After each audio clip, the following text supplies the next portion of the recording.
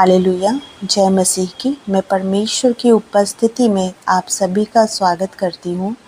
आज हम पढ़ेंगे भजन संहिता अध्याय 2, जिसमें हम परमेश्वर का अभिषिक्त राजा के बारे में जानेंगे। हालेलुया। तो चलिए वचन स्टार्ट करते हैं, जिसमें लिखा है, जाति जाति के लोग क्यों हुल्लड़ मचाते हैं और देश देश के लोग व्यर्थ बातें क्यों सोच रहे हैं। यहोवा और उनके अभिषिक्त के विरुद्ध पृथ्वी के राजा मिलकर और हाकिम आपस में सम्मति करके कहते हैं, आओ हम उनके बंधन तोड़ डालें और उनकी रस्सियों को अपने ऊपर से उतार फेंके। वह जो स्वर्ग में विराजमान है हंसेगा, प्रभु उनको ठड्डों में उड़ाएगा। तब वह उनसे क्रोध में बातें करेगा और क्रोध में कहकर उन्हें घबरा देगा। मैं तो अपने ठहराए हुए राजा को अपने पवित्र पर्वत सिय्योन की राजगद्दी पे बैठा चुका हूँ। मैं उस वचन का प्रचार करूँगा जो यहोवा ने मुझसे कहा, तू मेरा पुत्र है, आज तू मुझसे उत्पन्न हुआ। मुझसे मांग और मैं जाति जाति के लोगों को तेरी सम्मति होने के लिए और दूर दूर के देशों को तेरी निज भूमि बनने के लिए दे दूंगा। तू उन्हें लोहे के डंडे से टुकड़े टुकड़े करेगा और कुम्हार के बर्तन के समान उन्हें चकनाचूर कर डालेगा। इसलिए अब हे राजाओं, बुद्धिमान बनो, हे पृथ्वी के न्यायों, यह उपदेश ग्रहण करो। डरते हुए यहोवा की उपासना करो और कांपते हुए मग्न हो। पुत्र को चूमो, ऐसा ना हो कि वह क्रोध करे और तुम मार्ग ही में नष्ट हो जाओ, क्योंकि क्षण भर में उसका क्रोध भड़कने का है। धन्य है वे जिनका भरोसा उस पर है। हालेलुया।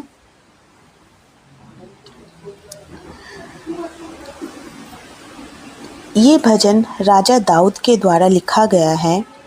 भजन संहिता अध्याय 2। यह भजन उस समय कहा गया जब अनेक पृथ्वी के राजा अपने शक्ति और सत्ता के आधार पर परमेश्वर के अभिषिक्त यानी मसीहा और उसके शासन का विरोध कर रहे थे। यह भजन मसीहा की शक्ति और परमेश्वर की संप्रभुता और उनके न्याय की घोषणा करता है। हालेलुया। इसे बाइबल में सबसे प्राचीन और महत्वपूर्ण प्रार्थनाओं में माना जाता है। तो आइए हम एक एक आयत का अर्थ समझते हैं। पहले आयत में लिखा है, जाति जाति के लोग क्यों हुल्लड़ मचाते हैं और देश देश के लोग व्यर्थ क्यों बातें सोचते हैं। इसका अर्थ है, मनुष्य के बीच घमंड और विवाद क्यों पैदा होता है। जीवन में जब हम भी समाज या परिवार के मतभेद देखते हैं तो समझें कि यह अधर्म की वजह से होता है। समाधान है, उस समय हम शांति, सहिष्णुता और परमेश्वर के मार्ग पर चले। हालेलुया। इसी प्रकार से आयत 2 में लिखा है, यहोवा और उसके अभिषिक्त के विरोध पृथ्वी के राजा मिलकर और हाकिम आपस में सम्मति करके कहते हैं। हालेलुया। इस आयत का अर्थ है, सांसारिक शक्ति परमेश्वर के चुने हुओं के विरुद्ध में जुट जाती है। जब हम परमेश्वर के मार्ग पर चलते हैं, सच्चाई पर चलते हैं, तो संसार के लोग उन चुने हुए लोगों के विरोध में जुट जाते हैं। इसलिए जीवन में कभी कभी हमारे धार्मिक विश्वासों पर भी विरोध हो सकता है। धैर्य और दृढ़ता के साथ अपने धर्म का पालन करें और परमेश्वर के मार्ग पर चले, परमेश्वर के वचन पर चले। हालेलुया। आइए अब हम आयत 3 पढ़ते हैं, जिसमें लिखा है, आओ हम उनके बंधन तोड़ डालें और उनकी रस्सियों को अपने ऊपर से उतार फेंकें। आयत 3 का अर्थ है, वे चाहते हैं कि परमेश्वर के नियमों से आज़ाद हो जाए। जीवन में कई बार हम परमेश्वर की आज्ञाओं को तोड़ना चाहते हैं, पर असली शांति और सफलता तभी मिलती है जब हम परमेश्वर की आज्ञाओं का पालन करते हैं और हम परमेश्वर की ओर अपनी निगाहों को लगाए रखते हैं। हालेलुया। तो आइए अब आयत 4 पढ़ते हैं, जिसमें लिखा है, वह जो स्वर्ग में विराजमान है हंसेगा, प्रभु उनको ठड्डों में उड़ाएगा।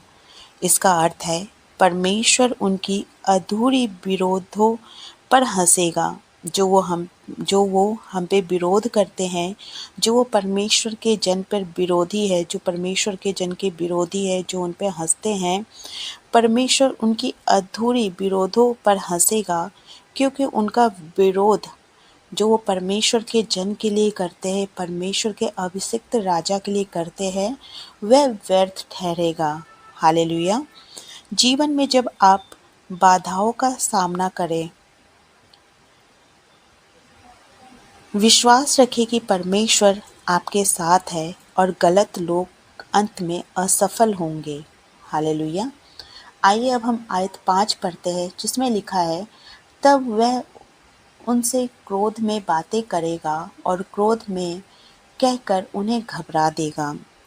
इस आयत का अर्थ है परमेश्वर अपने न्याय से दुष्टों को डरा कर सचेत करते हैं। जब दुष्ट परमेश्वर के जन के विरोध में खड़े होते हैं, तो परमेश्वर उन दुष्टों को भी सचेत करते हैं, उन्हें चेतावनी देते हैं। जीवन में गलत रास्ता छोड़ना हमें स्वयं की सुरक्षा के लिए जरूरी होता है। हालेलुया।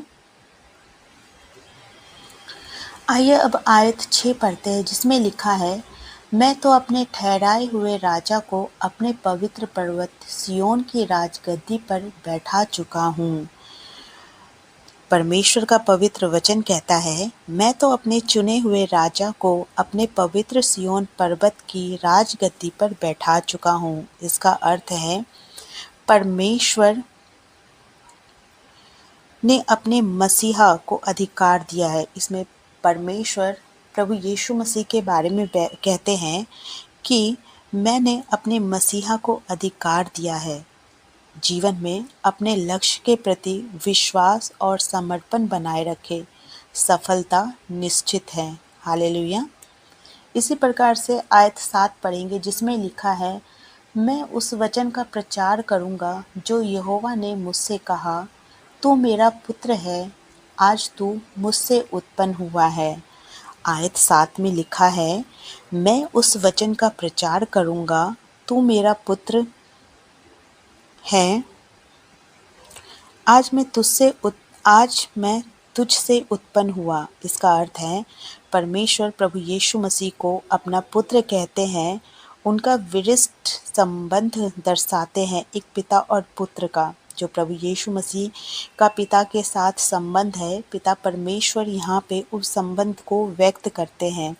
इसी प्रकार जीवन में हम भी परमेश्वर के पुत्र का आचरण करें, प्यार और विवेक के साथ। हालेलुया। क्योंकि प्रभु यीशु मसीह के द्वारा जो पिता ने प्रभु यीशु मसीह को अपने पुत्र होने का अधिकार दिया है, प्रभु यीशु मसीह के द्वारा उस अधिकार के हम भी भागीदार हैं। वो अधिकार हम पर भी आता है, क्योंकि हम मसीह यीशु में हैं। हालेलुया। आयत 8 में लिखा है, मुझसे मांग और मैं जाति जाति के लोगों को तेरे सम्मति होने के लिए और दूर दूर के देशों को तेरी निज भूमि बनने के लिए दे दूंगा। इसमें परमेश्वर का वचन कहता है, मुझसे मांग और मैं देशों को तेरी सम्मति बनाऊंगा। इसका अर्थ है प्रभु यीशु मसीह को विश्व का अधिकार प्राप्त हुआ है।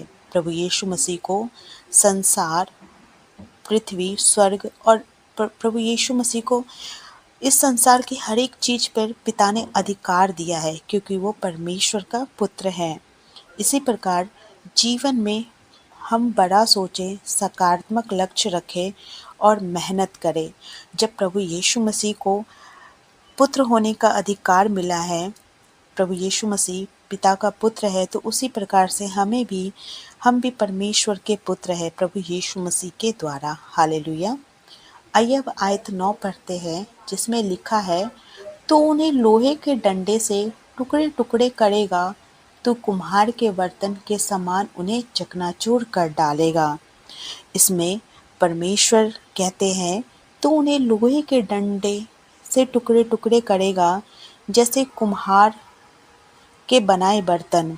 इसका अर्थ है दुष्टों का विनाश निश्चित है। जिस प्रकार से प्रभु यीशु मसीह ने बुराइयों को अपने ऊपर लिया और उनके उनके पापी होने से हम धर्मी ठहराए गए, इसी प्रकार से वे हम दुष्टों का विनाश निश्चित होगा।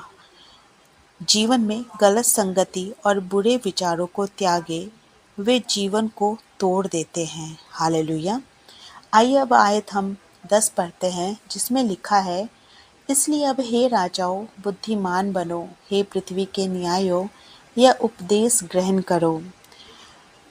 इसका अर्थ है चेतावनी और सलाह कि परमेश्वर का भय और न्याय का पालन करो।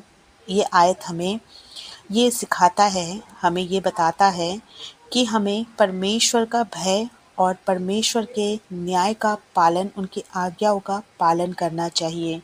जीवन में अपने कार्यों में न्यायप्रिय बने और परमेश्वर की आज्ञाओं का सम्मान करें। हालेलुया। आइए अब हम आयत 11 पढ़ते हैं, जिसमें लिखा है, डरते हुए यहोवा की उपासना करो और कांपते हुए मग्न हो। पुत्रों को चूमो, ऐसा ना हो कि वह क्रोध करे और तुम मार्ग ही में नष्ट हो जाओ, क्योंकि क्षण भर में उसका क्रोध भड़कने को है। धन्य है वे जिनका भरोसा उस पर है। हालेलुया। इसका अर्थ है सम्मान और भय के साथ प्रभु की आराधना करें। जीवन में परमेश्वर के प्रति श्रद्धा और सम्मान रखें। जीवन में संयम और अनुशासन बनाए रखें। मसीहा की आज्ञा स्वीकार करें, प्रभु यीशु मसीह की आज्ञाओं को स्वीकार करें, नहीं तो विनाश होगा। विश्वास करने वाले धन्य हैं। जीवन में विश्वास और समर्पण से जीवन के संकटों को पार करें, सफल और सफलशाली बने। हालेलुया। ये अध्याय हमें सिखाता है मतभेदों में शांति और सहिष्णुता अपनाए, नियम परमेश्वर के नियमों का पालन करें, स्वयं की इच्छा से ऊपर उठे, कठिनाइयों के समय परमेश्वर पर विश्वास बनाए रखें, अपने लक्ष्य बड़े रखें, मेहनत और धैर्य से काम ले, बुराई और नकारात्मक सोच से बचे, सकारात्मक संगति और परमेश्वर के जन की संगति को अपनाए, न्यायप्रिय और विनम्र रहे, जीवन में संयम रखे, परमेश्वर के प्रति श्रद्धा और भक्ति बनाए रखे। हालेलुया। तो इस अध्याय में हमने पढ़ा और सीखा कि दुनिया के लोग और सत्ता एकत्र होकर परमेश्वर और उनके अभिषिक्त के विरोध करते हैं। वे सोचते हैं कि परमेश्वर के अधिकार और व्यवस्था से मुक्ति पा सकते हैं, पर वास्तव में उनका विरोध व्यर्थ है। परमेश्वर के पास सबसे बड़ी शक्ति और अधिकार है। वे उनके मर्यादित मार्ग को नहीं मानते, वे दंडित होंगे और जो विनम्रता, विश्वास और श्रद्धा रखते हैं, वे धन्य और सुरक्षित है। हालेलुया। परमेश्वर इस वचन के पढ़े जाने एवं सुने जाने पे आप सभी को बहुतायत से आशीष दे। आमीन।